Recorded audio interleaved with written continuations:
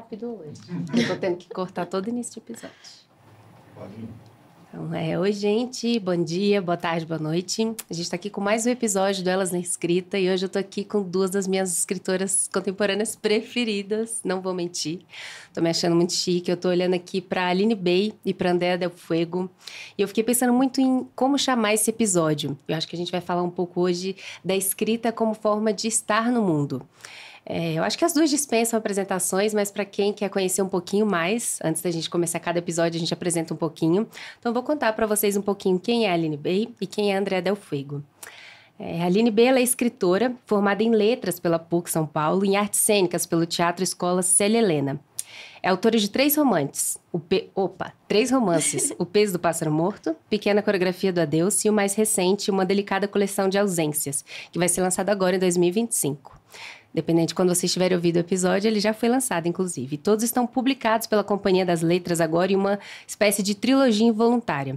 O Peso do Pássaro Morto recebeu o Prêmio São Paulo de Literatura e o Prêmio Toca, enquanto Pequena Coreografia do Adeus foi finalista do Prêmio Jabuti. Estou aqui também com a Andrea Del Fuego, que é escritora e mestre em filosofia. É autora de diversos livros, passando pelos romances, contos, livros infantis e juvenis. Ela é autora do romance Os Malaquias, vencedor do Prêmio José Saramago, publicado em diferentes países. Eu nem vou falar quantos aqui, porque são muitos, a gente pode falar um pouquinho disso na conversa. E é autora também das Miniaturas, publicado em outros países além do Brasil. Em 2022, a autora publicou seu mais recente romance, A Pediatra, livro que tem recebido boas críticas ao longo dos anos e parte de um mote inusitado, que eu gostei bastante, né? Que é uma personagem central, ela é médica pediatra e não gosta de crianças. Inclusive, essa questão da medicina está muito presente aí nos livros da Andrea, a gente pode conversar um pouquinho sobre isso também. Sejam bem-vindas, vocês duas, estou muito feliz de ter esse encontro, acho que vocês têm uma energia que de alguma forma converge, combinam muito, então bem-vindas a Elas na Escrita. Obrigada, Isa. Obrigada. Muito feliz de estar aqui com Delícia. vocês. Triângulo. Não é? Gente, e pensando muito em vocês duas, eu tava contando um pouco aqui pra Aline que nessa temporada, antes de pensar em cada episódio, eu tenho pensado muito nessas duplas que combinam. E eu fiquei pensando muito em vocês, porque eu acho que vocês, de alguma forma, combinam numa energia de como estar no mundo através da escrita. Por isso eu fiquei pensando muito nesse episódio, dessa escrita como parte do cotidiano e parte dessa autora que tá ali, vivencia essa escrita como experiência. Mas vocês têm caminhos muito diferentes também, eu acho isso muito legal. Por exemplo, lendo vocês duas, eu já li bastante da Andrea, eu li, por exemplo, o romance já da Andrea, Pediatra, e li Os Malaquias, e li também um juvenil recentemente, que você relançou, fiz questão de ler também. E li os dois livros da Aline e tô lendo agora o mais recente dela. E o que eu vejo é uma diferença, às vezes, até no projeto de escrita. Por exemplo, a Aline parece que foi criando um projeto de escrita ali muito conectado nesses três livros. Não sei se isso foi pensado ou se foi acontecendo. E a Andrea tem um projeto que me parece muito diverso, né?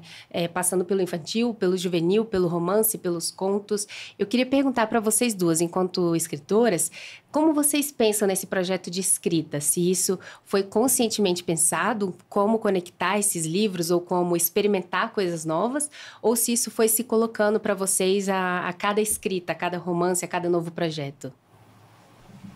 Por favor, amada, mestra. Ai, gente, que delícia, viu? Tô aqui me embalando aqui, ó, nessa cadeirinha aqui, Gostosa, aqui, para falar sobre a coisa que eu mais adoro. Sim. E estar com escritoras e com pessoas que pensam também sobre isso. Teve um momento, no primeiro momento, os três contos, os livros de contos, então eles se chamam Minto Enquanto Posso, Nego Tudo e Engano Seu, que eu também percebi uma trilogia involuntária lá atrás, porque aquilo foi acontecendo e eles convergem, eles têm uma linguagem parecida. Tenho lá uma pesquisa dos contos muito breves. Eu fui uma leitora muito apaixonada por, enfim, textos breves, Dalton Trevisan, que esse ano faz 100 anos de seu nascimento e que está tendo toda a sua obra reeditada, agora nesse momento pela Todavia. É um cara que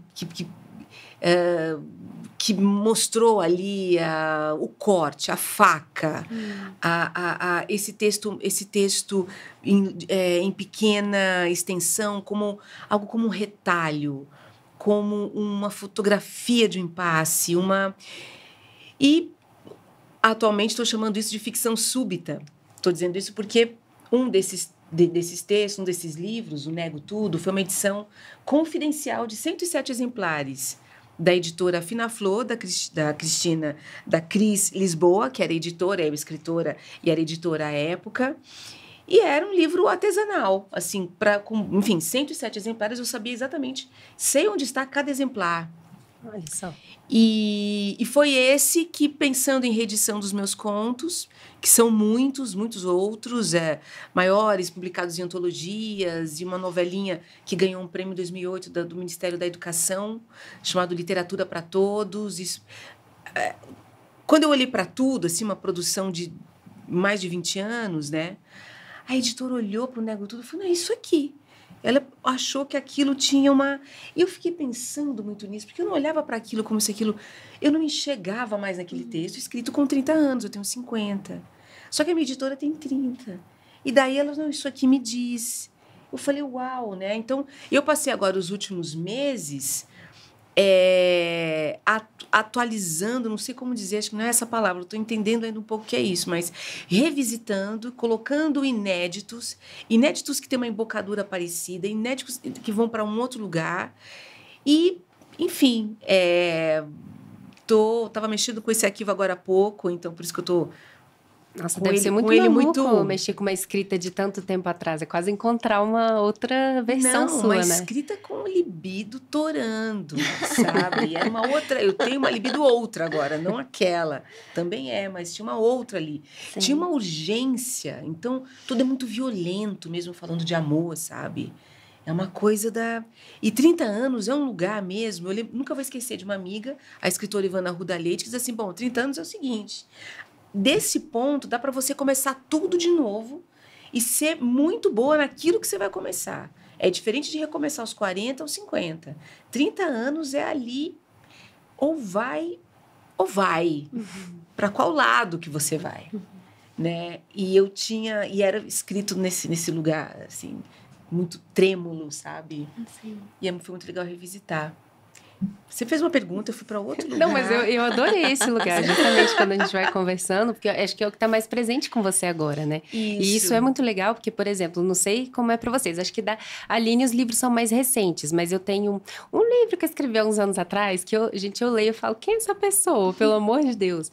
Então, eu não sei se isso bateu em você, de até ter essa escrita que parece, para mim parecia isso, desconectada com quem eu sou, mas ao mesmo tempo eu falava, não, ela faz parte dessa escritora, dessa Isabela que está aqui hoje em dia, né? Se não fosse aquele primeiro livrinho, eu não estaria aqui. Então, deve ser muito maluco revisitar esses textos para trazer hoje em dia. Mas, ao mesmo tempo, você se encontra com outro lado seu enquanto escritora, né? Não, e você fica muito estrangeira do próprio trabalho. Então, tem textos ali que eu sou uma leitora. Eu sou uma leitora, uma pessoa que tem 20 anos a mais do que aquela e que lê, assim, eu sou leitora. E é incrível, isso tem a ver com, acho que você está perguntando, que você diz, que você nos vê assim, que eu acho lindo, de uma entrega absoluta à escrita e à literatura. Eu enxergo isso na Aline também. Eu admiro isso incrível. Porque a Aline, ela cultua o processo. E eu faço exatamente a mesma coisa. Sim. E acho isso, assim, o equivalente... Equivalente a nada, não tem equivalente ao processo. Nada. De escrita, porque depois quando a Aline está aqui com o livro dela, está lançando seu terceiro romance, eu estou aqui, vou publicar outra vez, relançar um trabalho, escrevendo um novo, mas quando ele está com a capa, quando ele já está um objeto, ele já não é mais o processo, né? É uma outra coisa, é uma conversa com o mundo, com o livro, que também é poético, que também é um escândalo, uma coisa estrondosa, mas não é o processo de escrita. Eu sou completamente apaixonada por isso. E depois vieram os textos todos muito diferentes um do outro. Só para fechar, né? Porque, então, os contos lá atrás, eles tinham uma ligação. Mas eu encontro nos contos o que me fez escrever Malaquias e encontrei também... Tem um conto de um pediatra vampiro. Olha só, então já estava por ali, né? Que pegava, enquanto a mãe ficava esperando na antessala, ele pegava... Para fazer exame de sangue, ele já pegava umas ampolinhas para ele. Uhum. Já estava ali o próprio pediatra. E outras esquisitices também. Olha só. Que beleza. Eu aqui pensando um pouco nisso que a Andréa está falando, pensando tanto nisso que ela está falando, eu tive essa experiência com o pássaro agora, né? Porque ele tem 8 anos, ele vai fazer 8 anos em setembro, e ele foi um livro que eu escrevi dentro de uma oficina. Fiquei muitos anos sem reler, porque eu não sou uma autora que relê o próprio trabalho. Eu tenho, como a Andréa falou, uma obsessão pelo processo, e o meu processo é muito longo, muito concentrado.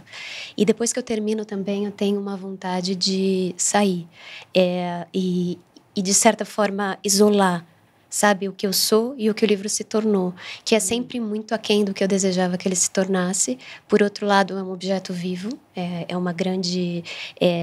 um grande tecido cheio do seu próprio temperamento, e não adianta muito você tentar fazer com que ele se transforme. Então, eu acho que a saída, a escapatória, o lugar onde eu fico menos desassossegada é iniciando um novo processo, né? Mas há também um espaço de limbo entre essas coisas, que é um espaço de tentar encontrar, né, qual é a próxima obsessão, que, de certa forma, é a mesma, sempre, para mim. Então, quando eu retomei O Pássaro agora para publicar pela companhia, eu tive a chance de mexer no texto.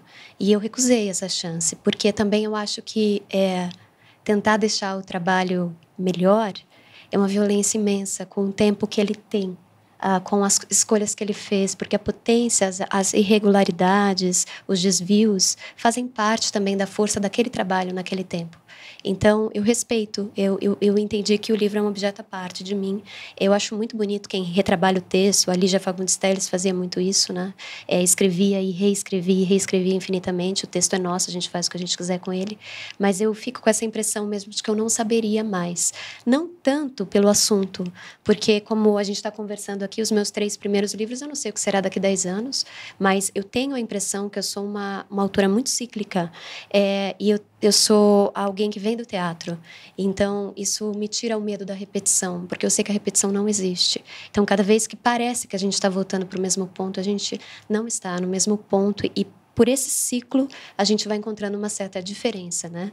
Então, o meu modo de encontrar a diferença é escavando, por baixo, e não numa espécie de caminhada que se faz para uma diversidade de assuntos. Eu não sou uma escritora que vai falar de tantas coisas. Eu sei tudo que eu não posso e não sei falar. Eu tenho um corte muito profundo em relação às coisas que eu não consigo e não sei. E as coisas que eu sei, o meu pequeníssimo universo, são muito minhas. Então, eu acho que é a partir dessa investigação que eu posso vir a encontrar alguma universalidade nesse jogo que eu vou fazendo, né? Não me incomoda. Eu acho que é possível tudo pode ser interessante para o leitor e para a leitora, mas eu preciso fazer os pactos com o meu processo, né? Da maneira como a minha escrita, eu sinto que ela ganha mais fertilidade. Eu preciso escutar a escrita. A escrita, eu acho, como a vida, também é um tecido inteligente, que também tem seus próprios temperamentos, e muito mais do que impor o que a gente gostaria de se transformar, é ouvir o que essa escrita pode transformar a nós dentro desse processo. Eu acho que tem sido assim até aqui. Legal, e eu acho legal que você fala muito assim do livro depois de publicado, ele vira quase essa entidade à parte, e isso fica muito claro, acho que até quando você chama os livros quase como pessoas, é sempre a pequena, o pássaro, a delicada, eles viram essa pessoa à parte, assim mesmo. Sim. Quando você chama os livros assim, e a gente acaba chamando os livros assim também. Eu acho muito legal quando vocês falam das obsessões, porque a gente fica pensando um pouco nisso, né? O autor, ao longo da vida a gente vai se revirar e vai virar do avesso, mas acaba que parece que a gente tem sempre a mesma obsessão, né? Eu comecei a escrever recentemente uma coisa e aí eu falei, caramba, eu vou pro mesmo lugar de novo, o mesmo lugar físico, o mesmo espaço. E eu falei, não tem jeito, esse lugar me puxa. E eu queria entender se vocês têm, então, essas obsessões, a Aline estava falando, e quais são essas obsessões que vocês têm e como vocês trazem ela para a escrita dentro dos processos. Vocês falaram muito de processos, vocês são apaixonadas pelo processo criativo, né? Que são 2 momentos muito diferentes, o processo e a publicação. Quais são as obsessões de vocês e como que são os processos de 2 escritoras assim, tão presentes, tão fortes? Eu comecei a perceber que o processo é antes do processo. Antes de saber o que vou escrever. Antes, assim, eu tenho a sensação da ideia, sem saber qual é a ideia. E aí, eu tenho começado a me cercar de coisas antes mesmo, uma coisa muito material, assim, uma coisa antes de se sentar à mesa, né? E eu tenho um livro que eu escrevi ele por 10 anos, cheguei a entregar o livro e peguei de volta. passo para cá. Você entregou e pegou de volta? Peguei de volta. Eu destruí aquele livro. Eu sei o que eu fiz com ele, assim, eu retalhei, né? Enfim. E eu pensei, é muito esse compromisso também, entende? Com uma integridade de... o fato dele ser aquém daquilo que eu imaginei, mas ele está numa distância que eu mal posso enxergar. E tem uma contradição nisso, porque eu acho que o escritor... Não é impossível o escritor ser leitor do próprio trabalho. Impossível. A gente está num ponto cego para enxergar, né? Mas, de fato, eu nunca tive uma relação tão intensa com um processo como esse. Coloquei ele na gaveta outra vez para começar um novo. E durante esse mesmo trabalho foi quando eu parei para escrever A Pediatra.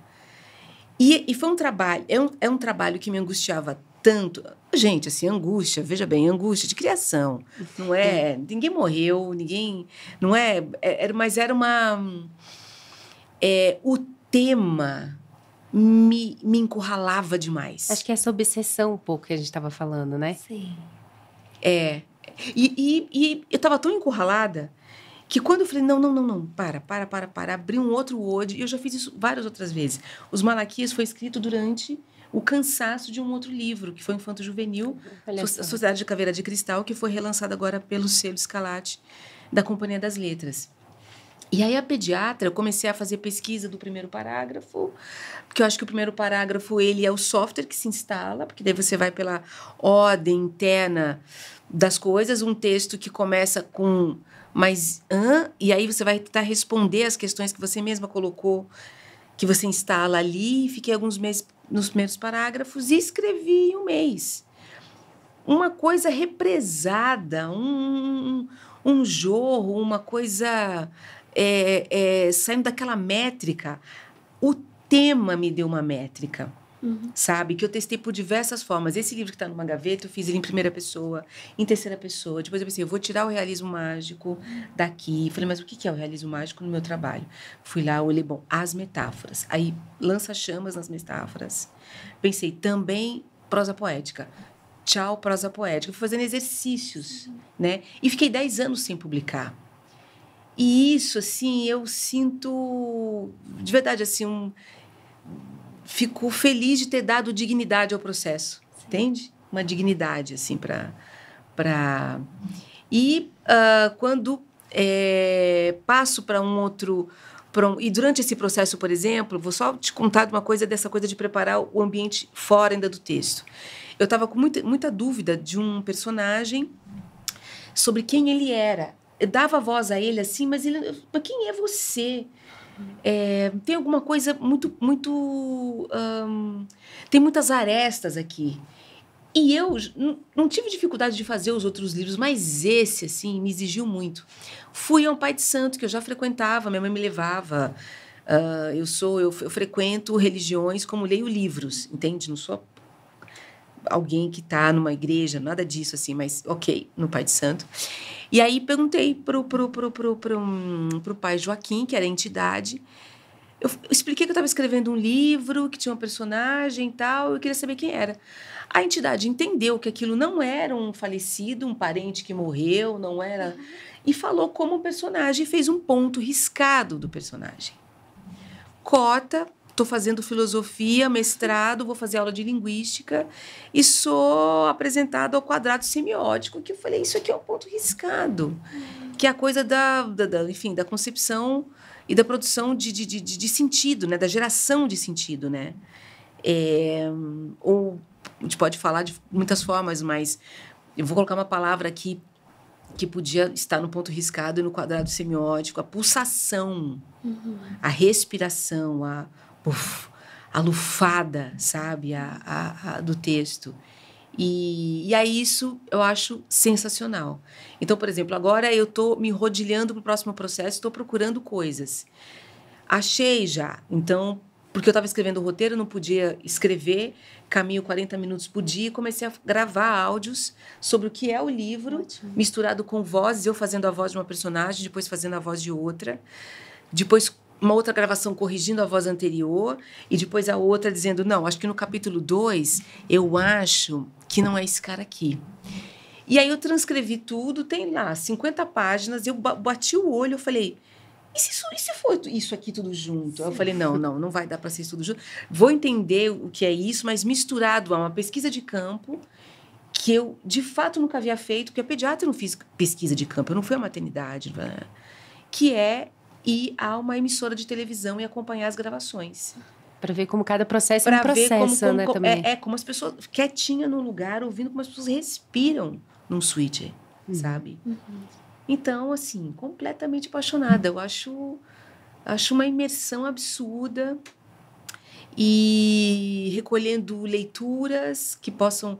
E aí eu fico naquelas leituras, não leio nada mais ao redor, eu fico naquele ambiente daquelas leituras.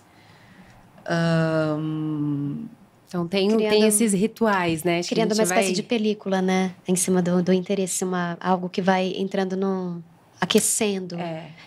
Porque eu também acredito que a escrita, a Andréa falou, né? O processo é anterior ao processo. A escrita é um acontecimento que se dá em muitos tempos e em muitas ações diferentes. Eu costumo chamar. A escrita não é só o momento onde a gente realmente transcreve, né? Alguma emoção, algum pressentimento. A gente usa a linguagem. A escrita, para mim, ela é um estado.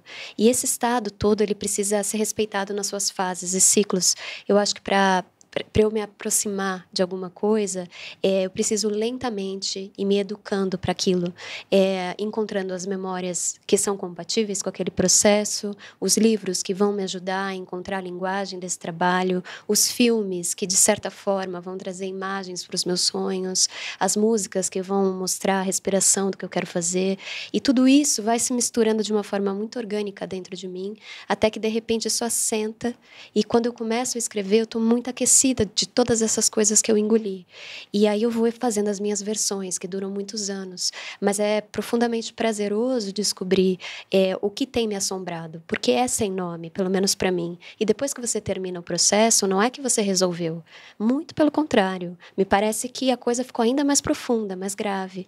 E eu gosto da palavra obsessão, uso nas minhas oficinas, porque eu acho que a obsessão ela tem uma força de te envolver nos poros dela.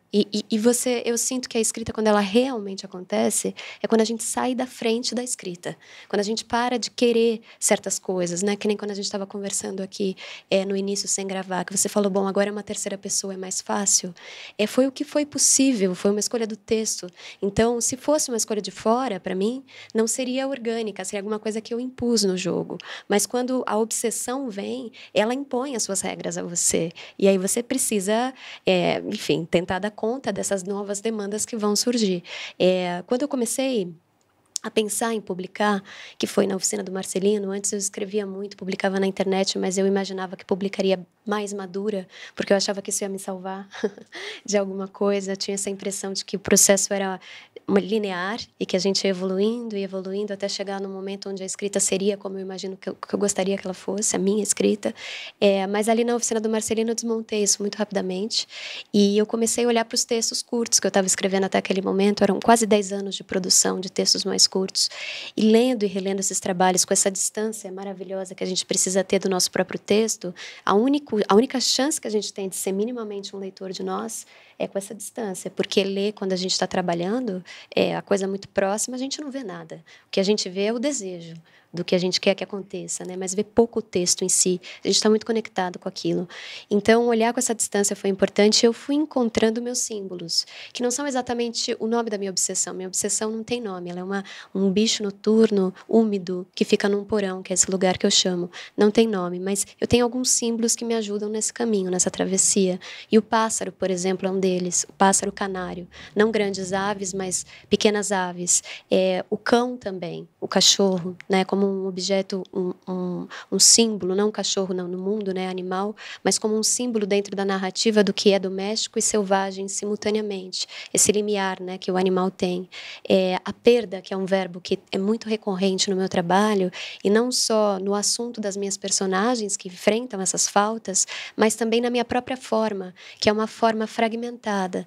Mas esse fragmento, esse silêncio, essa ruptura que eu comecei a entender que a minha forma e o meu conteúdo estavam de uma maneira tão conectados que eu não conseguia mais separar, né? Ela foi se fortalecendo na sua fragmentação. Então, o pássaro, ele tem uma fragmentação inicial, a pequena também, mas é um pouco menos. E esse livro agora, A Delicada Coleção de Ausências, eu encontrei um fôlego de frase que até a mim houve um estranhamento, porque eu sempre imaginei que a minha frase se interrompia e, de repente, a minha frase começou a ganhar um fôlego e eu fui tentando vencê-la com pontuações, feri-la com pontuações, mas ela ia avançando com uma beleza mesmo, uma força que eu não conhecia. E aí, quando eu parei de feri-la, o livro aconteceu. Então, tem muito, muito aprendizado, né, em todo esse processo. Tem um mistério aí também que é super difícil de colocar em palavras. Sim, tem esse lado do mistério que acho que é até o que vocês trazem desse pensar na escrita, o quanto é difícil a gente tentar explicar. E eu vi que vocês duas se cercam muito, então, né, com esse processo criativo tão longo por anos, mas uma curiosidade que eu tenho. Esses processos de escrita que me parecem para vocês, às vezes estão esse se colocar num espaço, talvez se fechar, tá num lugar mais só seu para poder pensar e entrar nesses lugares. Como é para vocês hoje? Que vocês duas são autoras muito presentes num movimento, num fluxo muito intenso que a gente tem hoje em dia, que assim, eu vejo muito vocês em bate-papo, em evento, em podcast, debatendo livro, e as pessoas então debatem muitos livros de vocês e perguntam muito sobre eles. E eu queria entender como já que tem um pouco esse estranhamento de quando se escreve, de não saber tanto explicar. E vocês são muito colocadas nesse lugar do não, vamos pensar, vamos refletir sobre isso. Como que isso afeta o processo de escrita de vocês? Afeta de alguma forma? Ou vocês conseguem separar esse lado de não, agora a gente vai conversar, vai refletir sobre os livros e depois eu vou me fechar, vou me colocar no meu cantinho ali, eu e eu mesma para poder escrever. Como vocês conseguem dividir esse lado da escritora mais interna com essa escritora que está tão presente no mundo? Boa pergunta. É uma elasticidade adquirida. Uma elasticidade adquirida. Porque a conversa sobre... A Aline dá oficinas, eu dou oficinas também, e isso é um exercício da nomeação do que está acontecendo num processo, não só seu, que também eu acho que ele é cego para a gente, mas do alheio, assim, a coisa acontecendo na sua frente, assim, um processo, um exercício que é o mesmo comum para repertórios distintos e os textos serem completamente singulares. O que, para mim, é uma pesquisa de campo ao mesmo tempo. Assim, as oficinas, para mim, é um ato literário. Você percebe a singularidade ali, é impressionante, eu fico sempre impressionada com o surgimento dos textos ali no seu tremor, no seu início, na sua inauguração, sabe? As pessoas se inauguram escrevendo, você vê isso. Principalmente para quem não havia ainda descoberto exatamente o estado de escrita. Porque é um estado que eu acho que significa fisicamente uma concentração sustentada por muito tempo e longamente retomada. Existe um lugar cerebral mesmo, assim, é uma coisa física de você sustentar aquela concentração. Tem pessoas que acham, por exemplo, que está com bloqueio criativo, mas, na verdade, ela bloqueia quando dá um vaziozão, assim, tem um vento vazio, assim, bufo. Mas a concentração não é a hora de você se desligar daquilo, é de manter.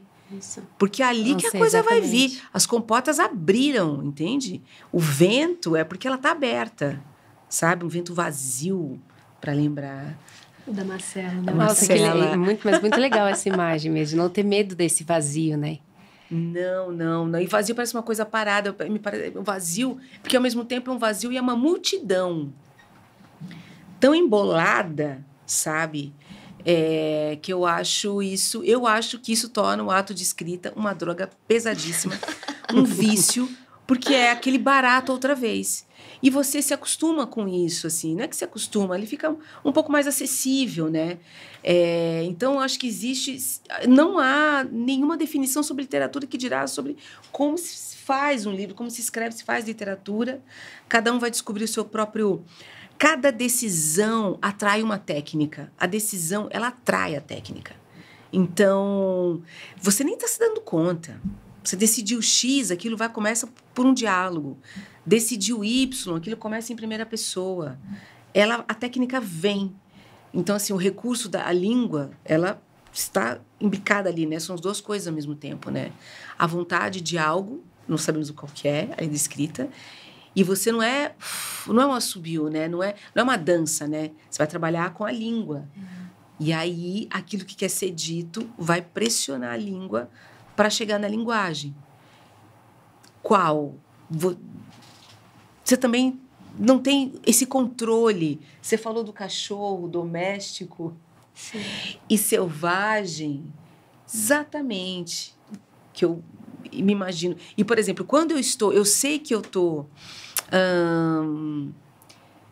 nesse lugar um pouco cego, até se procura o lugar do ponto cego mesmo, assim, para escrever, quando eu percebo que eu tenho hesitações, mas sem perder a concentração, né? E aí eu penso, bom, entrei no fio da meada. Eu já reconheço o estado psicológico, assim, um estado mental que me dá sinal de que eu entrei no livro. Isso é lindo. Isso, assim, sei lá, como uma corrida. Tem um corpo aqui, né? Outro dia eu brinquei, perguntei para você, né? Eu falei, você já reparou em que posição você escreveu cada livro? Porque a pediatra eu escrevi com o peito na tela, assim. Olha só, então, uma posição de corpo, literalmente, assim, né, para cada um. Os Malaquias era uma coisa mais... e a enunciação, que não se trata do narrador, o enunciador é pressuposto pelo livro, né? Que seria o enunciador, quem? O histórico, biológico. A linguística tenta entender isso também. Imagine a gente. A linguística não chegou lá, imagine.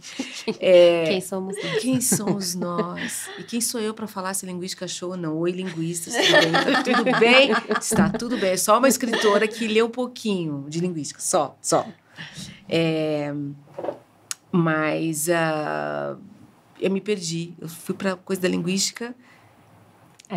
Nossa, até eu tô tentando lembrar aqui por onde a gente chegou nesse ponto. A gente foi abrindo várias janelas. Abrimos muitas. Porque foram muitas janelas, agora o caminho de volta tem que ser. O corpo da escrita, em que estado o teu corpo tá o peito perto da tela, na pediatra. E lembrei, a gente começou um pouco por conta até desse espaço mais interior e esse espaço tão externo também que vocês ocupam do movimento e tudo. Não, lembrei. Porque enfrentar a língua para chegar na linguagem, né, do próprio livro. E eu acho que isso tem sensações físicas. Mas é isso. Acho que, enfim... Mas tem mesmo.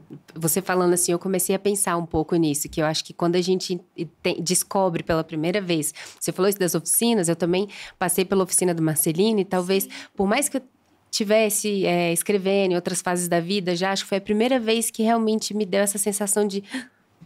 Esse susto, quase como se eu encontrasse esse estado e que hoje, quando eu encontro esse estado de novo, eu entendo que, nossa, peraí, alguma coisa chegou. Talvez a gente entrou nesse espaço da escrita, né? É quase um pouco no corpo mesmo. Quase não, ele é no corpo, né? Existe uma sensação física, uma experiência física. Não, é que eu não quero falar demais. A gente está viajando hoje, a gente está super filosófica. Da fotografia, que eu acho que tem a ver com essa ideia, por exemplo, da enunciação, de como você entra no texto. Que é isso que eu tenho reparado. Como eu entro, como eu embarco, né? E a fotografia, ela dá... ela te dá visão, né? Te dá um ângulo.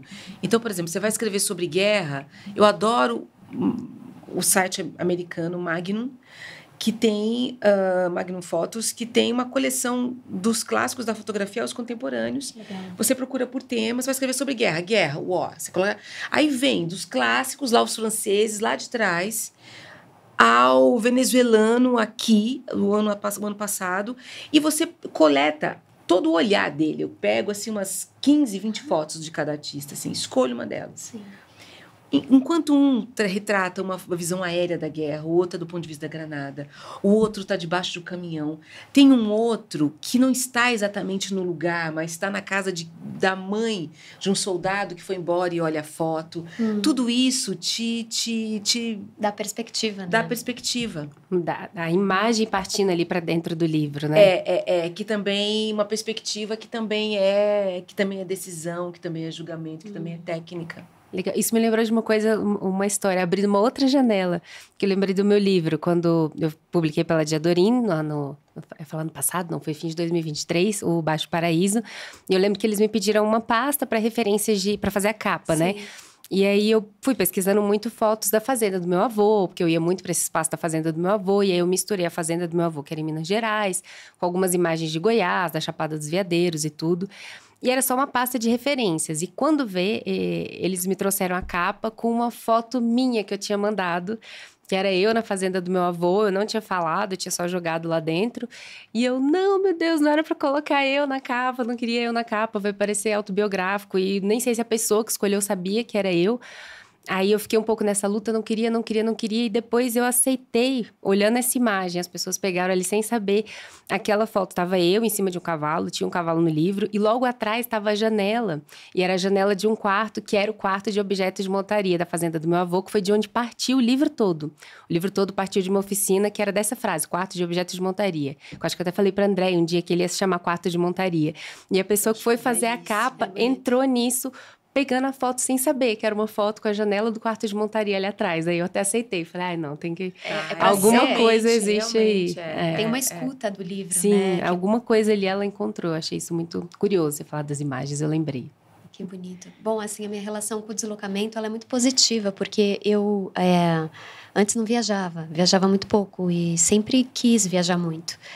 Olhava para as viagens como alguma coisa que me lembrava um pouco a leitura também e que eu queria experimentar. Então, a literatura começou a me levar para conhecer mais o Brasil e até outros países, e isso foi maravilhoso. Eu gosto muito de falar em público, eu adoro conversar. Eu sou uma pessoa bem tímida, mas quando a gente tem uma conversa com um ponto, uma espécie de centro, eu adoro, assim, desmembrar, desdobrar possibilidades a respeito de um determinado assunto. E como eu fui atriz, eu acho que esses momentos são momentos que a minha atriz, que não foi para lugar nenhum, continua em quem eu sou, adora, se diverte.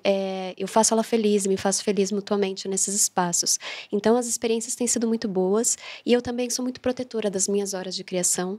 Então, escrevo pelas manhãs e tento proteger essas manhãs, especialmente quando o livro vai avançando no seu processo, chegando já no seu momento quase de publicação. Eu saio pouquíssimo, fico essas horas e muitas horas trabalhando o livro, mas eu acredito também que essas saídas, como meu trabalho é literatura, hoje eu vivo da minha escrita, elas me fazem muito bem, porque de outra forma eu ficaria muito isolada no meu próprio ofício, né, no fazer mesmo, na feitura do texto. E eu acho que se deslocar é uma oportunidade também para que a nossa escrita seja atravessada pelo acaso, pelo outro, por possibilidades que não viriam se eu ficasse apenas na minha existência e o que a minha existência me dá. Eu acho que os cadernos também, não sei se a Andréia gosta, mas é um recurso lindo para quem se desloca bastante. Não que a minha escrita do caderno, ela tem qualquer comprometimento com uma escrita um pouco mais arrumada em si mesma, é uma escrita de anotação, de fagulha, e por essa liberdade, eu acho o caderno delicioso. Então, você vê alguma coisa já tentar, né, agarrar aquilo em uma frase com a tua letra, e eu acho que a letra também é uma coisa muito bonita da gente pensar, porque é a coisa mais próxima da voz, né? Ela é alguma coisa que a gente não domina, ela tem um próprio humor. Tem dia que a minha letra está muito mais fechada, eu mesma não me entendo. Tem dia que a minha letra está mais aberta, mais jovem. Nossa, engraçado você falar isso, que eu acho minha letra péssima. A minha letra é super infantil. A minha tem dias e dias, e às vezes ela quer guardar o que eu escrevi, às vezes ela abre mais. Eu tô olhando aqui, tem dias Nossa, e sua dias, letra é muito bonita, a letra de escritora. Vida aqui, redonda. Eu achei bonita. Não, mas ela tem seus dias, é que aqui ela tá um pouco, esse caderno é muito bonito, então ele impõe também bem bonito. Capricho, sabe? O caderno impõe. Vendo esse caderno, eu lembro que uma época eu fiz o clipe há uns anos, e eu tive a Sheila Manioto como uma das professoras do clipe, e ela falava do caderno. Tem muito tempo que eu não vejo. Sim. E foi uma das minhas professoras preferidas do clipe, e ela trazia muito uma ideia de caderno como jardim. Ela falava da gente colocar essas coisas no caderno, você falou disso, né, de não ter um compromisso, e mais tarde a gente vai colher alguma coisa ali. Isso deu muito certo para mim. É uma coisa que eu uso muito hoje, de jogar essas anotações, essas ideias, e algum dia eu vou voltar nesse caderno e vai vir muita coisa dali. Você sabe que eu sinto que, para mim, eu não sou muito de voltar ao que eu escrevi e tentar encontrar lá alguma coisa para o meu próximo livro. É como se o exercício da escrita por si só já colocasse uma camada de subjetividade no meu corpo, e isso vai encontrar, se infiltrar no meu texto mais à frente. Eu não preciso voltar, o caderno grava. Você não usa, por exemplo, literalmente, pegou o caderno e transcreveu. Não é um arquivo para mim. Ele é um gesto efêmero, tanto quanto uma peça de teatro, por exemplo. Não volta. Costuma ser assim, mas eu guardo. Eu tenho guardado eles todos. Não sei se daqui a alguns anos eu vou encontrar alguma coisa lá. Como são cadernos para você, André, de curiosidade? E queria até entender, você falou de escrever em todas as manhãs, até puxando um pouquinho disso, acho legal a gente ver que, então, tem um pouco esse lado também do... Tem essa parte criativa, essa parte do inexplicável, do não nomeável, mas tem uma parte que é criar uma rotina, sentar. Por exemplo, você coloca ali de manhã o quê? Quantas horas por dia você dedica? Eu não fecho em horas, assim, porque eu tenho o meu tempo para mim, né, na minha escrita no geral, mas eu gosto da manhã no sentido de que é do momento que eu acordo até antes de almoçar, que é um estado de corpo diferente depois do almoço, assim, começa a minha digestão depois do almoço, porque a comida é mais leve, o meu corpo, ele ainda é um pouco sonho, tem um devir da cama, tem um estado da manhã que me interessa. Eu acho que a escrita, essas horas da borda, do limiar, são muito boas. De madrugada, é que eu sou uma pessoa que eu tenho muito sono. Se eu não tivesse tanto sono à noite, eu escreveria de madrugada. Eu me identifico muito. Mas tem escritores, né, que têm insônia, que gostam da noite, então acho um bom momento. Amanhã é bom para mim. Final da tarde, esse lusco-fusco, esse momento, né, 5, 6 horas, onde tem alguma coisa de perigo, né, dessa transição de uma coisa para outra. São horas excelentes para a escrita. Legal. Como é para você, André? Eu também, meu sonho era ser escritora das madrugadas, mas eu não consigo, eu durmo. Bom, há 14 anos é caótico, desde que eu tive filho, porque daí a rotina mudou por completo. Então, eu, por exemplo, fazia autorresidências literárias, como me isolar num sítio de um amigo no sul de Ilhabela, num chalé que ele cria galinhas, ele cria galinhas como se criasse quadros, sabe? Como arte, assim. As galinhas têm nome, ele faz os casamentos, é o Galeno da Ilha, o nome dele. Que legal. Um beijo, Galeno da Ilha. E então eu ouvia, e no sul da ilha de Ilhabela, quando você vai para o mar ali, quando você passa das pedras e você entra no mar e você boia no abismo, você olha para baixo, tem 30 metros de altura. Nossa. E você boia naquilo. Eu não conseguia ficar uns 5 segundos, assim, me dava uma vertigem, só que eu estava segura pela física, né? Só que meu cérebro não se acostumou com isso. Mas tudo isso faz desse lugar um lugar perfeito. Perfeito.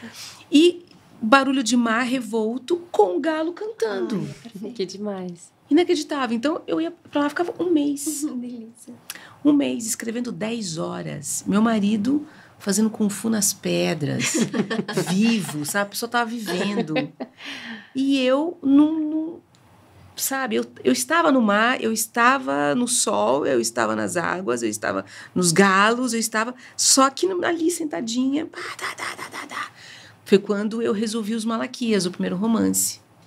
E lá escrevi um infanto juvenil, depois terminei um outro e tal. E nessa mesma autorresidência que você Nessa autorresidência. E fiz várias vezes isso, várias vezes. E o livro Sociedade da Caveira de Cristal eu escrevi inteiro num caderninho. Não façam isso. Olha só. Porque passar do caderno para o computador... É uma coisa. É uma coisa. Não é um áudio que hoje em dia... Passar da voz, essa voz, letra voz... para aquilo ali foi, assim, torturante. Mas aí o meu tempo era o tempo inteiro, sabe? Assim, eu devia até... de vez em quando dava as pausas necessárias, mas eu me lembro de me levantar às 11 indo atrás de comida. Não façam isso também. Mas era uma vertigem, vício, né? assim. Eu estava me alimentando com aquilo, assim. E depois, com a gestação, fui mãe mais velha, fiquei grávida aos 36, tive com quase 37 anos. E aí a rotina mudou completamente. Quando eu fui revisar as miniaturas, eu acordava às 5 da manhã, ia para o computador, para a padaria, esperava a padaria abrir, entrava lá, e ficava lá 1h30, 2, que era o tempo do meu filho acordar para voltar para casa e amamentar. E aí foi mudando. Então, cada ciclo da infância, agora a adolescência... Eu vou dançando para encontrar, sabe? Ali. O que me salva é que esse lugar, essa concentração, eu já estou muito treinada com ela. Então, eu abro o computador aqui e eu engreno, sabe? Você consegue Não pegar preciso rápido. fazer, eu entro na coisa. Isso é maravilhoso. E eu faço bloqueio sonoro. Bloqueio sonoro, para mim, é muito importante. Daí eu escolho algumas músicas que eu acho... Eu sempre gosto de música clássica. Porque ela tem um cômodo dentro de um cômodo, uma cúpula, ela tem um subsolo simultâneo, ela vai crescendo. E aquilo vai me dando... Vai abrindo, assim, sabe? A personagem, os lugares... Stravinsky, eu acho assim, que é o que eu tô isolada nele. Como o tema é muito pop, então eu penso em entrar no livro de uma forma completamente de outro tempo. É um outro tempo que escreve sobre uma coisa do tempo, sabe? E aí uma forma de gerar isso, produzir isso é fazer um ambiente sonoro. Um ambiente sonoro me conduz bastante. Mas acho que ajuda muito, são refúgios que a gente vai criando, né? Hoje a Aline estava perguntando, eu cheguei esbaforida correndo do trabalho, você consegue escrever trabalhando? É difícil, a gente vai tentando inventar esse tempo na rotina. Então, acho que por isso é até importante a gente pensar quase nesse treino da concentração mesmo, né? Você vai ter que fazer funcionar no tempo que você tiver, então você vai treinando essa concentração. E a gente está falando muito aqui de vocês, mais desse processo, acho que até mais recente da escrita, ou quando vocês já estavam publicando e tudo. Como vocês acham que vocês encontraram essa escrita na vida de vocês? Como foi um pouco esse start do eu escrevo, ou eu quero escrever, ou eu estou começando, ou isso aqui está virando alguma coisa? Como isso começou para vocês? Já que hoje vocês vivem de alguma forma totalmente da escrita. Seja tem oficina, tem livro, tem palestra, tem evento, mas como isso começou para vocês? Vocês conseguem lembrar desse ponto de partida? Consigo. Eu tive... foi um momento muito claro, assim, o que aconteceu. Porque eu sempre fui leitora, sempre me interessei pelos livros. Isso, de certa forma, não me autorizou a escrever, pelo contrário. Eu nasci em 87, né? Então, os escritores, quando eu comecei a ler e era adolescente também, os escritores não circulavam pela nossa sociedade como hoje acontece também pela nossa cultura, porque a gente tem as redes sociais, então os escritores têm perfis, a gente consegue dar um Google, a gente está lendo alguém, a gente vai ver onde a pessoa mora, né? Vai saber sobre ela. Antes não era assim tão claro, então acho que era um nome só na capa e esse nome não era humano. E fico me lembrando sempre do que a Clarice falou naquele podcast, né, maravilhoso, que saiu na 451, acho que ano passado, uma entrevista que ela deu no Instituto Moreira Salles, e ela diz, muito diferente daquela entrevista dela na Cultura, que ela tá um pouco mais sisuda, né? Ela pede Coca-Cola, ela dá risada, é muito legal. Mas ela disse que não sabia que livro era feito por pessoas, ela achou que livro era como árvore, né? E quando ela descobriu que era, ela disse, eu também quero. Então tem alguma coisa nesse sentido, assim, essa descoberta de que era alguém, e alguém como eu, alguém que podia ser uma pessoa próxima de mim, foi uma descoberta lenta para mim. Eu comecei no teatro, o teatro me deu, em relação à palavra, não digo a literatura, mas a palavra, um estado de apropriação. Eu acho que isso já mudou completamente a minha relação com a linguagem, porque o ator, ele precisa, você sabe que você vem do teatro também, precisa entrar em contato com aquilo de uma forma sem escrúpulos, no sentido de que você não pode, é tão bonito, isso é tão bem escrito, isso tudo não dá para entrar em cena de luvas, né? Você precisa adentrar mesmo aquele universo. E isso tudo me deu essa simbiose com a palavra. E aí era muito difícil fazer teatro. Eu entrei muito jovem, comecei a estudar muito nova, tinha uma dificuldade familiar. E aí, de repente, eu fui fazer letras por uma sugestão até do meu pai, para me tornar professora de literatura. E quando eu entrei na faculdade de letras, eu conheci poetas, pessoas jovens que estavam na minha sala, que escreviam, e de uma forma muito solta. Escreviam sem arrogância nenhuma, não era eu escrevo. As pessoas escreviam e comiam pastel, e faziam aula de pedagogia, ia para aula de linguística, e tiravam notas boas, tiravam notas ruins, eram pessoas. E aquilo foi me dando alguma coisa começou a acontecer comigo e eu logo comecei a escrever também num gesto de imitação, de desejo de querer aquilo também para mim. Eu acho que num momento onde o teatro tinha saído da minha vida e eu me percebi artista, porque sem criar eu me sentia absolutamente morta, a escrita ela veio ao meu socorro como um gesto, como a gente está dizendo aqui, com a sua simplicidade e o seu modo secreto de ser. Ninguém sabe exatamente o que é um escritor, uma pessoa que está escrevendo. Não necessariamente está escrevendo ficção, ela pode estar só anotando alguma coisa. O que é um escritor? Como definir, como, né, registrar um escritor no espaço? Como ter certeza que aquela pessoa é um escritor? E como eu estava em fuga, né, eu precisava desse segredo, a escrita entrou como essa possibilidade. Eu nunca mais parei. Comecei a escrever e logo descobri que era um lugar muito importante para mim, um lugar que eu não podia mais deixar ir embora, como eu deixei o teatro ir, de certa forma.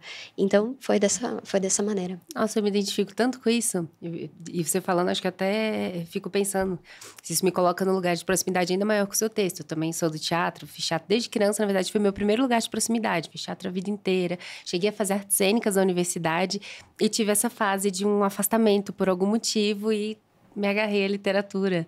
Acho que eu ouvi você falando, acho que me levou muito para esse lugar de, acho que, entender essa fase da descoberta. Sim. Muito legal. Para você, Andréia? Olha, eu não tive livros em casa, nem leitores, né? Então, isso não era uma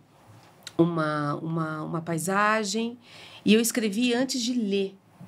Então, uma professora muito celiaco, nunca vou me esquecer do nome dela, ela, para dizer que o exercício que a gente ia fazer de redação, para dizer o que era ficção, ela falou, é mentira. É uma mentira, porque não aconteceu e nem vai acontecer. O que está aqui é mentira, eles vão mentir. É muito complicado, né, falar assim sobre um processo, não sei, né, se ela pensava em processo de escrita, foi um jeito dela dizer para aquelas crianças como é que se faz redação, é mentir. Me apaixonei imediatamente por aquilo. E aí eu fazia versões de redação, uma cheia de palavrão, outra com não sei o quê. Eu levava 3 versões de redação. E ela me chamava assim, pode ler a sua. Quando eu lia do palavrão, todo mundo quá. E daí ela assim, olha, não pode, não é assim. Daí começam as regras, tá. Até o dia que eu me apaixonei por um tonto. Óbvio. Sempre, né? Claro, nem aí pra mim o tonto. E não era tonto porque não estava nem aí pra mim, ele era de saída tonto. Mas enfim... Apaixonada, uma pessoa que esteve aqui na 5ª série. Quantos anos eu tinha, gente? Assim, uns 11, talvez. Uns 11. E aí, eu escrevia sem saber que estava escrevendo. Eu acho que escrever foi um jeito de chorar sem ser vista. Sabe? Ninguém ia desconfiar que eu estava chorando. No caso, em casa. Uhum. Porque um apartamento pequeno, dividindo o quarto com os meus irmãos, todos pequenos, ninguém ia entender nada, sabe? Então, e aí... Então, era uma coisa intensa, aquilo ia para o papel, porque mas isso veio antes. Com a professora diz, olha, pode mentir. E escrever foi tão fluido. Mentir ali, assim, vai embora. Que daí depois colocar emoções, ou não mentir e dizer as verdades. Só que eu já começava, por conta do texto, eu já tinha percebido que dava para fazer coisas. Então, eu me lembro perfeitamente de eu escrever e, de repente, dar uma parada assim e me tocar que eu não gostava mais do menino. Mas que ele me servia para escrever. Como, sabe? Mas aí eu continuei. E aí eu tinha essa coisa com a escrita e eu lembro... Minha mãe, assim, não tinha telefone. O telefone era uma coisa muito cara. Nem minha família, os irmãos e a mãe dela, minha avó... Em Minas também não tinha telefone, então era por carta. Falei, ela gosta de escrever, escreve carta. E lá pelas Santos eu comecei a inventar umas coisas, entendeu? Nas cartas. Umas também mentiras. Não deu muito, não foi muito legal, assim. Eu lembro que ela falou, não precisa escrever mais e tal. E aí, assim, eu tenho certeza absoluta de que eu escreveria em qualquer profissão que eu tivesse, em qualquer destino, em qualquer estrada que eu desembocasse, a escrita estaria ali. E nunca parei, desde lá. Tanto que depois eu fui juntando textos, fiz um colégio técnico de publicidade, fui trabalhar numa produtora de comerciais que produzia os filmes para publicidade e escrevendo, até que um dia levei para um editor, o Ricardo Franca Cruz, que era o editor da Rádio 89 FM. Não havia internet, revista era um acontecimento, banca de jornal era um acontecimento. E aí ele falou, olha, se você escrevesse aqui, respondesse dúvidas sexuais dos leitores da revista, não sou sexóloga, nem psicóloga, era como se fosse uma personagem. topei na hora e esse foi o primeiro texto publicado. Foi daí que surgiu meu pseudônimo, que ele falou, Andréa Fátima dos Santos não dá. Nossa, quando eu descobri isso, pesquisando sobre você, eu te confesso que eu conheci a Andréa por muito tempo. E eu sabia que não era o seu nome original, e eu não sabia por quê, nunca tinha perguntado, nunca tinha pesquisado. Um tempo atrás eu fui pesquisar, eu falei, gente, mentira, que legal. Eu gostei muito da origem do seu nome. Mas aí, só para finalizando aqui e tal, assim, só para ter noção de que, assim, eu nunca tive planos de escrita. Simplesmente foi, assim, eu não inventaria um pseudônimo para ser escritora. Aí essa circunstância pediu, daí eu pensei, o primeiro livro, porque eu recebia muitas cartas e eu gravava coisas também, umas pílulas na rádio. Então, eu falei, bom, o primeiro livro eu vou colocar como Andréa Del Fuego, de repente as pessoas que me leem na revista podem procurar o livro. E aí foi me distraindo, sabe? Sim. Aí um livro sai depois do outro, quando eu percebi tinha ali, porque os 3 livros, os primeiros livros de contos têm a mesma cor, todos são vermelhos e todos têm referência a Minto Enquanto Posso, que tem relação com escrita, Nego Tudo, Engano Seu, Os Erros da Linguagem, papapá. E chegamos até aqui e penso, enfim, os planos não estão no horizonte também, não é exatamente um plano, tem uma espontaneidade. Sim. E é isso que uma coisa que me encanta muito em você é que eu vejo assim que você também respeita isso demais.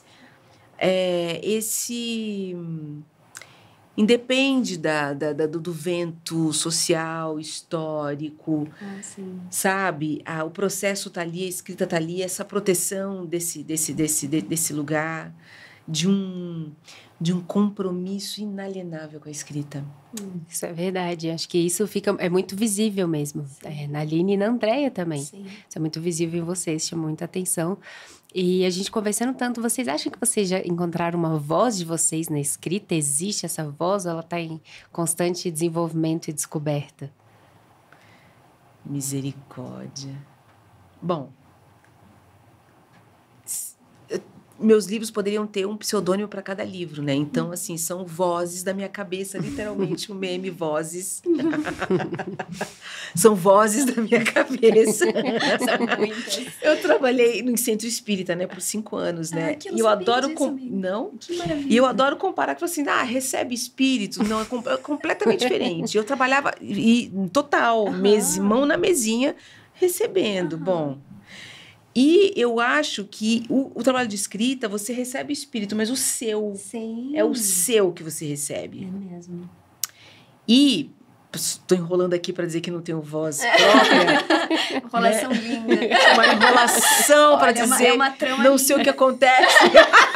Eu não sei. Mas eu acho que é um pouco isso, né? Mas tem uma coisa que permeia. Quando eu fui olhar para os mini-contos e olhar para os contos, eu percebi todas as iscas jogadas, assim. Eu joguei iscas, assim, sabe? E os romances, cada um tá ligado a uma isca jogada. É muito legal, assim. Foi legal perceber isso. E tem, na verdade, um tema que liga todos os contos e todos os livros, que eu acho que é o trabalho. Olha só. É verdade. O trabalho tá lá, assim. O trabalho como a revelação, assim. O lugar onde as coisas são reveladas, assim. As íntimas e as do âmbito privado e o âmbito coletivo também. Mas isso olhando para trás, né? Porque eu acho que é um pouco esse mistério, por isso que eu acho engraçado. Eu comecei mais como jornalista, depois como escritora, e eu confesso que eu acho engraçado hoje quando eu faço podcast, escrevo, eu faço entrevista, porque eu pergunto algumas coisas que eu sei que quando sou perguntada, eu não sei responder. Então eu fico nesse dilema também. Mas eu gosto de perguntar mesmo assim, para ver como é que vocês vão escapar. Muito bom. Eu não sei, eu acho que a voz... É curioso porque meus textos, as leitoras contam muito que tem algo muito meu lá, né? E nesse novo, que eu tenho recebido já algumas leituras por conta de um clube pré-lançamento que a gente está fazendo, então as leituras estão chegando. Com Leia Mulheres, né? Com Leia Mulheres e a Companhia das Letras. Tá chegando leitura e é um livro diferente de tudo que eu já fiz, mas de toda forma ele é muito meu. E isso as leitoras estão me contando, sabe? De certa forma, eu já sabia. Então, eu acho que a nossa voz, é claro que há uma presença na folha, e essa presença, ela está em constante metamorfose. Ela não pode ser uma presença pesada ao ponto de não ser porosa, para que a história, os personagens que estão naquele universo possam respirar também com tranquilidade, mas tem uma presença, né? E essa presença se faz por uma escolha estética, temática, por uma espécie de tom que não é alguma coisa que a gente consegue domar, que é a nossa própria envergadura mesmo em direção ao mundo, em direção às coisas que nos interessam. É uma intensidade, né? Uma lente. E eu sinto que a minha está, e ela vem de um lugar de fronteira, que é o teatro, a poesia e a prosa. A minha prosa também tem um flerte imenso com a oralidade, com a contação de história. Por eu não ter uma formação intelectual, por também não ter livros na minha casa, e eu acho que a gente escreve com a nossa infância, mesmo quem não escreve sobre infância diretamente, eu acho que todo artista, de certa forma, se alimenta desse início. E o modo como ele assentou certas descobertas que se deram para ele naquele momento. Então, com a minha infância foi uma infância extremamente solitária, de muita observação, de muita presença. Eu acho que as crianças têm uma presença muito bonita e muito corajosa, né, em direção ao mundo, e de silêncios também, né? E eu também sofri cortes profundos na minha vida em vários momentos. Eu acho que esses cortes vão atravessando também as minhas frases, as minhas histórias, e tudo isso vai moldando uma espécie de universo particular que está em constante mutação, como eu disse. Então, eu acho que se a gente cristalizar, a gente vai sufocar uma coisa que precisa continuar em movimento. Eu concordo. E acho muito legal esse olhar para a infância, né? Que é essa fase dos primeiros olhares, onde a gente descobre tudo. Eu queria saber se eu posso continuar perguntando, mas o cronômetro está escondido. Eu não faço a menor ideia de quanto tempo a gente está conversando aqui. Então, olha aí, eu senti. Ela tá com o relógio interno. Eu queria continuar perguntando aqui, mas eu senti que eu acho que estava dando uma hora. Então, acho que pra gente ir finalizando essa conversa tão gostosa, eu queria conversar aqui mais uma horinha com vocês. Me conta um pouquinho, então, ali, só pra gente encerrar, desses próximos projetos de vocês. A Aline vai lançar, talvez quando vocês estiverem escutando já vai ter lançado o novo livro dela. A Andréia, não sei se vai resgatar aquele livro de 10 anos na gaveta. O que tá pra vocês aí dos projetos mais recentes? Podem contar um pouquinho para mim, só para a gente encerrar? Deve entrar em pré-venda em agosto o Nego Tudo, Ficções Súbitas. É uma ideia, dessa nomeação veio da Ana Maria Chua, que é uma escritora argentina, que deu vários nomes para os minicontos, e um deles, Ficção Súbita. Um dos contos que ela deu é Relâmpagos. Ficção súbita, eu acho, para mim, isso é uma definição da literatura, ficção súbita. Maravilhoso. E penso nisso também, que também essa narrativa curta, elas são retalhos. Elas são... Isso está até lá numa certa introdução que eu escrevi lá. Elas são uma espécie de binóculo, uma fotografia de impasse, retalhos, são... sabe? Pedaços de vida, né? Você não sabe a anterioridade, não tem o que vem depois, mas como se você roubasse de alguns lugares algumas coisas. E esse nome, Nego Tudo, muitos dos textos são em primeira pessoa e tem uma carga. O livro, enfim, acabei de fechar ele, assim, é sobre relações familiares e sobre os amores também. Ai, já tô doida para ler. Olha aí, em agosto vem aí. Agosto chega, Nego Tudo, tão bonito, todos esses nomes dos seus títulos. Eu sou apaixonada. E eu tô agora encucada em fazer títulos em primeira pessoa. O próximo romance já é em primeira pessoa. Que lindo, amei. Gostei da ideia. Fica bom mesmo. É saboroso, né? Títulos, eu adoro títulos, sou apaixonada por títulos e capas. Bom, eu tô lançando meu terceiro livro, como a gente já tá conversando aqui, né? Chama Uma Delicada Coleção de Ausências. E no processo de escrita da Delicada, especialmente, eu percebi que eu estava trabalhando com uma tríade, que se inicia com o pássaro, continua na pequena. E, de certa forma, eu não posso dizer se encerra, porque eu não sou alguém que consegue lidar muito bem com fins. De toda forma, eu senti que tinha uma luz se apagando nas minhas costas quando eu terminei a Delicada, e eu percebi mesmo que esses três se visitavam e se alimentavam e se devoravam em si mesmos. E aí decidi por essa trilogia, né, Involuntária. A Delicada, ela cuida, né, de um presente de 3 mulheres, diferente dos meus livros também, que tem cuidado de passados e memórias e rememorações. É um livro que cuida do tempo presente. E por se passar em atos presentes, eu consegui ou tentei trabalhar uma espécie de opacidade, porque eu acho que quando a gente está vivendo a nossa vida no segundo, no instante mesmo que a coisa acontece, há uma cegueira muito grande, nada ainda tem borda. E depois, quando a gente vai lembrar disso, ou escrever sobre isso, ou falar sobre isso para alguém, a gente começa a colocar algum limite no que aconteceu, uma espécie de compreensão, e isso vai se transformando. Mas no tempo em que vive, tudo escapa, e tudo não e tudo é uma grande possibilidade. Então, trabalhar esse tempo foi muito interessante. Trabalhar uma terceira pessoa, que a gente já conversou aqui também, eu acho que fortaleceu a minha investigação. São 3 vozes que nasceram com uma força grande, se impondo numa espécie de protagonismo. Então, já dissolvi um pouco essa ideia de ter uma protagonista nesse livro, por ser 3 vozes de 3 mulheres, e uma grande ausência no livro também, que é marcada por uma voz, né? Que essa ausência é uma voz. E essas 3 mulheres também, elas se misturam muito. São várias gerações numa mesma família. Uma bisavó, uma avó, uma neta e essa mãe que não está e está, né, nessa elaboração. Enfim, é um livro que eu tô louca para conversar com as pessoas sobre ele. Eu comecei a ler já, vou contar para vocês, sou doido para seguir e terminar logo, pra gente poder conversar mais ainda depois de eu ter lido. Vai ser muito bom. Gente, queria conversar mais umas 2 horas aqui, eu adoro ouvir vocês, mas a gente vai encerrar esse episódio. Onde a gente encontra vocês nas redes, para quem quiser procurar? Dei um arroba. No Instagram, @Andrea Del Fuego. E @Aline Peia. Aline Peia, tá no Instagram, fácil. tá facinho também. Gente, obrigada, de verdade. Fiquei muito feliz de ter vocês aqui nelas na escrita. Isa. Obrigada, André. Foi muito bom. Aline. Obrigada. Adorei o papo. Gente, obrigada para quem ouviu até aqui e até a próxima. Tchau. Olha só, eu queria realmente conversar mais. Tinha um monte de perguntas, eu não falei que tem um monte que fica, mas eu